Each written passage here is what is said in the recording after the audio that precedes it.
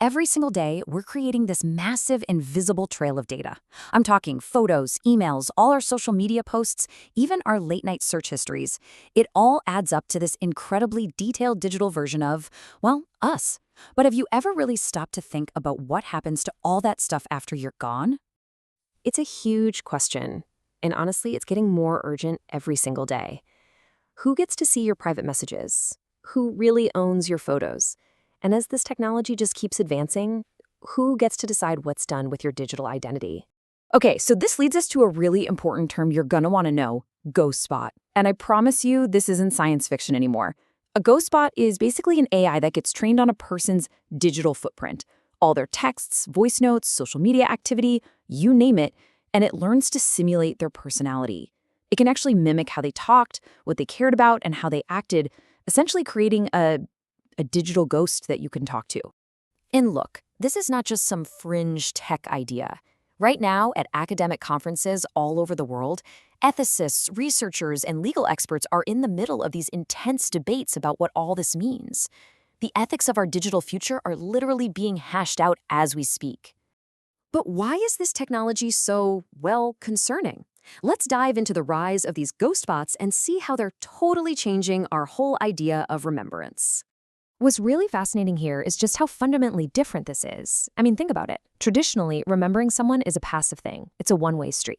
We look at old photos, we watch old videos, but Ghostbots, they introduce a two-way conversation. Someone who's grieving can actually interact with an AI simulation, ask it questions, and in a way, create new memories. This is just a radical departure from how humans have dealt with death for, well, forever. But of course, this new kind of interaction comes with some very serious, very real risks. For starters, these ghostbots can be created without the person ever saying it was okay. There's a huge risk of them misrepresenting who that person really was, creating this kind of inaccurate, maybe even harmful digital caricature. On a psychological level, it could actually make grieving harder, drag it out, or even lead to a kind of addiction. And because it's so private, it can cut people off from the real-world support they need. At its heart, it's a massive violation of what experts are calling post-mortem privacy. So you're probably thinking, how is any of this even possible? Well, it's all happening because we're in this really troubling legal gray area where our laws just haven't even come close to catching up with our technology. Just think about it this way. When it comes to your physical stuff, your house, your car, we've got centuries of inheritance law. It's super clear who gets what. But your digital assets, your emails, your social media accounts, it's a totally different ballgame. Ownership is legally murky, and it's mostly controlled by whatever the terms of service are for each platform, not by any real overarching laws. And that right there creates a massive legal black hole. The wild thing is, in most countries, your right to control your own data just vanishes the moment you die. There are no universal rules for what happens to your data afterward.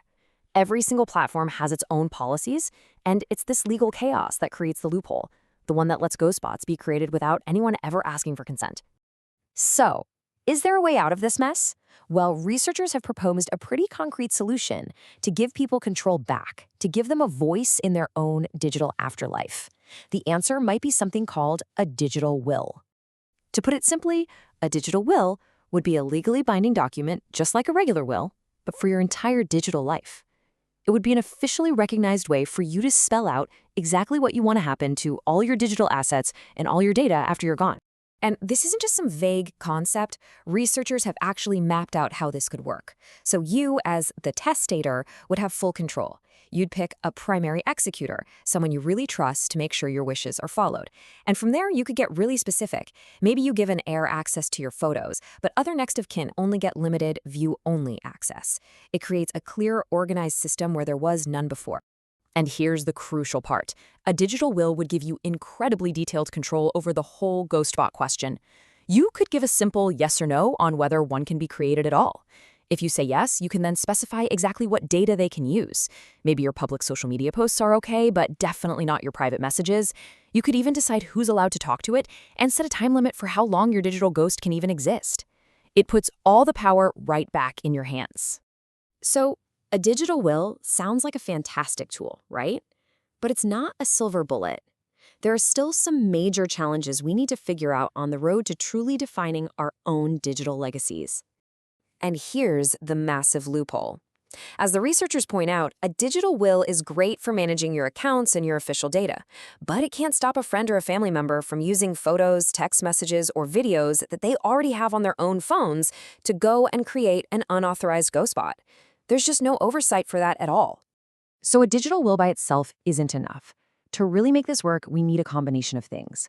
First, we need governments to step up and create clear, modern laws for post-mortem data.